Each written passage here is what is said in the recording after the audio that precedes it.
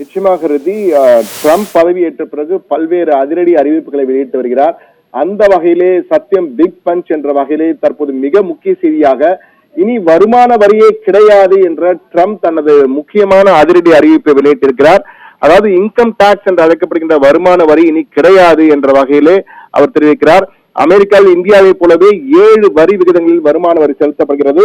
1913ஆம் ஆண்டிலிருந்து வருமான வரி அமெரிக்காவிலே வசூலிக்கப்பட்டு வருகிறது. தற்போது 112 ஆண்டுகளுக்கு பிறகு ஒரு வரலாற்று முடிவை எடுத்திருக்கிறார் ட்ரம்ப். அந்த இனி இன்கம் டாக்ஸ் யாரும் கட்ட வேண்டாம், வருமான வரியை ரத்து செய்ய போகிறேன் என்று அறிவித்திருக்கிறார். விரைவில் அதற்கான அதிகாரப்பூர்வ அறிவிப்பு அரசாணையாக வெளியிட இருக்கிறார். அவர் அதற்கான காரணமாக அவர் கூறுவதுதான் மிக முக்கியமாக. அடுத்த காரை நீங்கள் பார்க்கலாம்.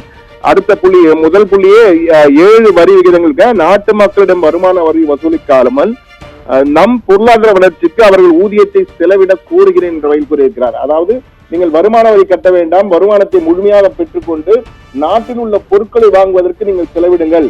அந்த வருமான இழப்பை, அடுத்த புள்ளியை நாம் பார்க்கலாம். வருமான இழப்பை சரி செய்வதற்கு என்ன செய்கிறார் என்றால், அடுத்த நாட்டு மக்கள் வருவாய் இழப்பை சரி செய்ய வெளிநாட்டு பொருட்கள் மீதான இறக்குமதி வரியை உயர்த்தப் போகிறேன், அதிலிருந்து வருகின்ற வரியை வைத்து வருமான வரியின் மூலமே ஏற்படுகின்ற இழப்பை சரி செய்தேன் என்ற வகையிலே தெரிவித்திருக்கிறார். எனவே மிக முக்கியமான ஒரு அறிவிப்பாக இதை பார்க்க வேண்டியிருக்கிறது. வருமான வரியே கிடையாது என்பது ஒரு அதிரடி அறிவிப்பாக. என்றால் பல நாடுகளிலே வருமான வரி மிக முக்கியமான வருவாக, அமெரிக்காவின் வருவாயில் கிட்டத்தட்ட 40% வருவாய் என்று இந்த இண்டிவிஜுவல் டாக்ஸ் என்று அழைக்கப்படுகின்ற அதில் ஒரு பங்காக இருக்கின்ற இன்கம் டாக்ஸ் தான் வருவதாக கூறப்படுகிறது.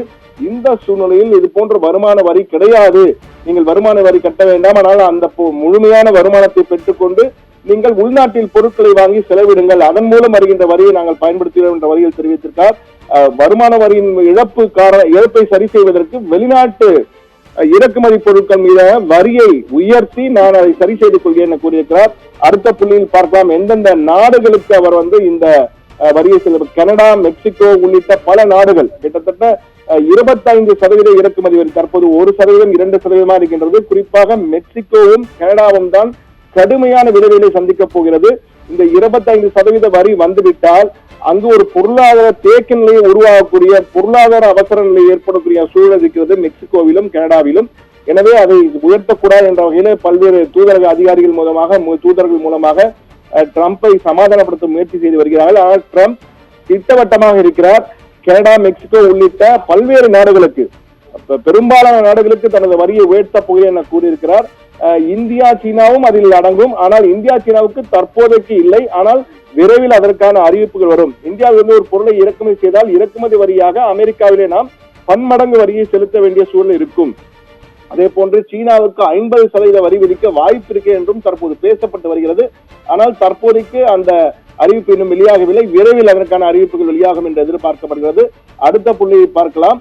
நீங்கள் கனடா, மெக்சிகோ உள்ளிட்ட பல நாடுகளுக்கு 25% வரி என்பது போல மற்றொரு மிக முக்கியமான அறிவிப்பாக ஒர்க் ஃப்ரம் ஹோம், WFH என்ற ஒர்க் ஃப்ரம் ஹோம் என்று அழைக்கப்படுகின்ற அந்த முறையே முற்றிலுமாக ஒழிக்கிற. இனிமேல் யாரும் வீட்டிலிருந்து வேலை செய்யக்கூட, அனைவரும் அலுவலகத்திற்கு வர வேண்டும். தேவையற்ற அரசு பணியாளரை வீட்டுக்கு அனுப்பவும் திட்டமிட்டிருக்க. அதற்காக தான் டிபார்ட்மெண்ட் ஆஃப் எஃபிஷியன்சி, செயல்திறன் என்ற ஒரு செயலாக்க துறையை உருவாக்கி இருக்கிறோம். எலான் மஸ்க் தலைமையில அது இருக்கிறது. விவேக் ராமசாமி அங்கிருந்து விலகிவிட்டார். எலான் மஸ்க் தலைமையில அமைக்கப்பட்ட அந்த துறை இது போன்ற தேவையற்ற பணியாளரை வீட்டுக்கு அனுப்ப போகிறது என்று கூறியிருக்கிறார். அதே போன்று பெடரல் ஒர்க்கர்ஸ் பாதுகாப்பு, அந்த சேஃப்டி ஆஃப் பெடரல் ஒர்க்கர்ஸ் என்று தனியாக இருந்த பாதுகாப்பு உரிமைகள் எல்லாம் ரத்து செய்யப்போது என்று கூறி அரசு ஊழியர்கள் மத்தியிலே ஒரு கிளியை ஏற்படுத்தியிருக்கிறார் என்றுதான் கூற வேண்டும் எலான் மஸ்க். அடுத்த புள்ளிக்கு செல்வோம். எனவே இன்கம் டாக்ஸ் கிடையாது என்பது மிகப்பெரிய ஒரு அறிவிப்பாக தற்போது அமெரிக்கர்கள் பார்க்கிறார்கள். பலர் அதை வரவேற்றுக் கொண்டிருக்கிறார் என்றுதான் கூற வேண்டும்.